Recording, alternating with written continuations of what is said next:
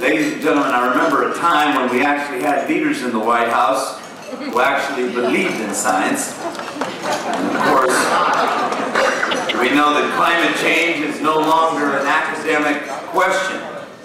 It's not only a matter of proven science, it's also a question of basic economics. There are those who claim that any action to address this overwhelming environmental challenge will have a negative impact on our economy. But we mayors know how dangerously myopic this view actually is. The world's top experts tell us that we could face rising sea levels and tides.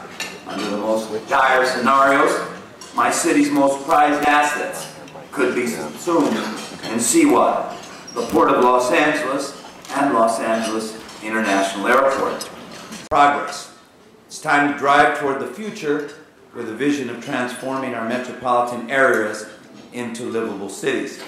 It's time to recognize that the great environmental issues of our time don't necessarily dwell in some distant forest or polar ice cap. They're right here, all around us. They're in the scarcity of our urban parks for our kids, in the air that we breathe, and the beaches that become dangerous in a city, and my city, after every rainstorm. Mayors in cities across the world recognize that we're all on the front lines of global warming. We're the first responders, and we can't afford to wait. Not for a change in administration, and not for the federal government to wake up to the reality that the rest of the world is living in. The time for action is now.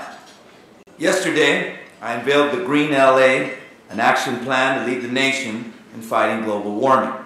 Green LA will cut the city of Los Angeles' greenhouse emissions 35% below 1990 levels by 2030, moving LA beyond the levels demanded by the Kyoto Protocol by 5-fold. This plan charts a course that will allow us to reduce energy consumption, transition to renewable power sources, and change the way we commute to work and school. By leading environmental change, we'll put ourselves on the leading edge of economic change, creating a huge new demand for green products. We're talking to our pension funds to invest in renewable energy, to invest in the green economy.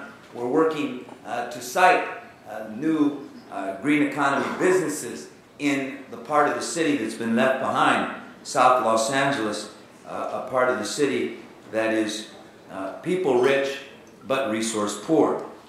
Well, first of all, as you know, Los Angeles is the gridlock capital of the United States of America.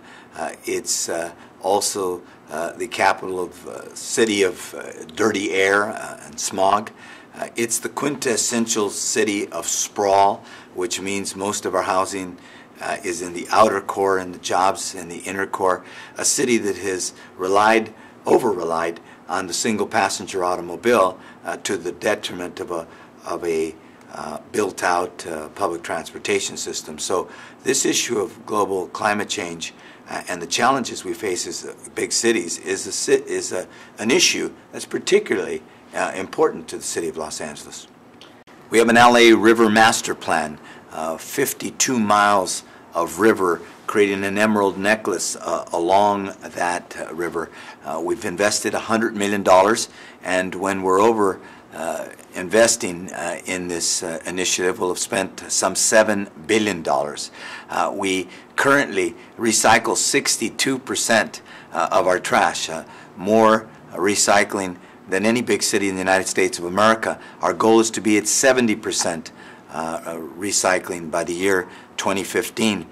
We're focused on greening and growing our port, and we have a clean air action plan at the Port of Los Angeles and Long Beach that is the most far-reaching anywhere in the world. We move from dirty diesel to green power, to electrical power, on-site rail, instead of trucks to move our goods. We're focused on creating new parks. We'll be creating 35 new parks in the next 7 years to green Los Angeles. We are investing in green building, in providing incentives to developers to build green, energy efficient buildings. We're focused on transit-oriented development so that we, instead of building out, we're now going to build up like other great cities in the world, creating transit villages along transportation corridors to grow ridership for our public transit. We're focused on a number of initiatives that will move us in the direction of cleaner and greener and reducing our carbon footprint. Our goal is to reduce our carbon footprint by 35% by the year 2030, and those are just some of the initiatives we're engaged in. As an example, to add a few others, we currently use the same amount of water today that we did 20 years ago when we had 1 million fewer people. We're focused on reducing our water usage by 20% each year. And so Los Angeles is working in a number of areas to address this issue of global climate change. We're going to be giving away 50,000 energy-efficient refrigerators to low-income families to provide them with refrigerators which will reduce their bill and reduce the usage of our electrical power. We even have an initiative, the only one of its kind in the world, to transform biosolids into energy. And so we're leading the way. That's great. You know, in 1995, when I first ran for the State Assembly, I talked about the need to green California, to invest in the environment, and we made a lot of strides in that effort when I was Speaker of the California State Assembly. But one of the things we've said from the very beginning, when people used to argue that when you go green, that you inherently undermine the economy and lose jobs, we said, hold it. There's a whole new industry, a green economy that comes with going green. The technology that we use for alternative fuels, for energy efficient appliances, for all of the very important initiatives that we're doing here in Los Angeles and the state of California, those are technologies that we can export around the world, because every city around the world is grappling with this issue of global climate change.